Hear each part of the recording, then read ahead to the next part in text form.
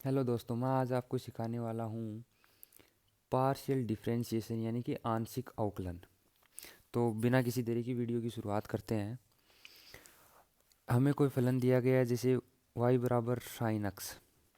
इसका अपन सामान्य अवकलन करते हैं, वैसे ही तो करते हैं, D Y upon D X अक्स के सापेक्ष करते हैं तो। और यहाँ पे डी अपॉन डी एक्स हो जाएगा और ये साइन एक्स। इसका कैसे हो जाएगा, साइन एक्स का कोस एक्स होता है, dot D x upon D x होगा, वो एक हो जाएगा, तो ये कोस एक्स इंटू एक, तो ये कोस एक्स हो जाएगा d Y upon D x. लेकिन पार्शियल डिफरेंशिएशन में क्या होता है, डेल अपॉन डेल एक्स ये होता है पार्शियल डिफरेंशिएशन डिफरेंशियल कोएफिशिएंट यानी आंशिक अवकलन गुणांक।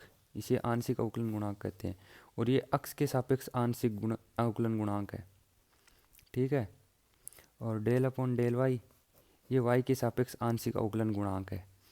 तो अपन इसी फलन वाई बराबर साइन एक्स का अपन आंशिक अवकलन करते हैं अक्स के सापेक्ष आंशिक अवकलन करने पर। तो कैसे करते हैं, del Y upon del x बराबर del upon del X sine X. वही जो नॉर्मल अवकलन करते हैं वैसे ही ये हो जाएगा। ठीक है। तो del Y upon del x क्या हो जाएगा, कोस एक्स। अब यदि अपने को दे देते, ये तो इसका हो गया। अगर हमें y बराबर कोई फलन दे देते y बराबर x square plus Z square और कह देते कि इसका अक्स के सापेक्ष आंशिक अवकलन करो। ठीक है। तो कैसे करते हैं, del Y upon del x और इसका del upon del x x square plus del upon del x z square. अब इसको नॉर्मल अवकलन की तरह नहीं करेंगे। जब हम अक्स के सापेक्ष आंशिक अवकलन करते हैं तो ये जो दूसरा है जेड, इसको कांस्टेंट यानी नियतांक मान लेते हैं। और जब del Y upon del z करते यानी कि जेड के सापेक्ष आंशिक अवकलन करते तो इस अक्स को कांस्टेंट मान लेते, इसको नियतांक मान लेते।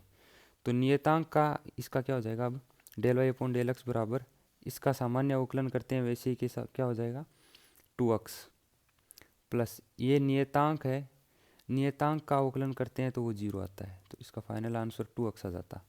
वैसे ही अपन अगर ऐसे करते कि del upon del z x square plus del upon del z z square, तो इसमें अक्स को कांस्टेंट मानना था, इसलिए इसको कांस्टेंट माना, तो यहाँ पे जीरो और यहाँ पे टू जेड सामान्य अवकलन की तरह आ जाता है। ठीक है, समझ गए आप। अच्छा, अब मान लो कोई फलन जेड बराबर अपने को दे देते अक्स टेन इनवर्स वाई। इसका अक्स के सापेक्ष आंशिक अवकलन करना होता, तो del z upon del x. अब अक्स के सापेक्ष करना है तो टेन इनवर्स वाई ये तो कांस्टेंट हो जाएगा और अक्स के सापेक्ष करेंगे del x upon del x, तो यहाँ पे टेन इनवर्स वाई ही आ जाता है। ठीक है, ये था आंशिक अवकलन। तो ये हमें कोई फलन एफ एक्स वाई अगर दे रखा है, इसका हम अक्स के सापेक्ष अवकलन करते हैं तो वो कैसे होता है, del f upon del x, इसको ऐसे ही लिखेंगे। अब इसे हम एफ एक्स भी लिख सकते हैं, है ना।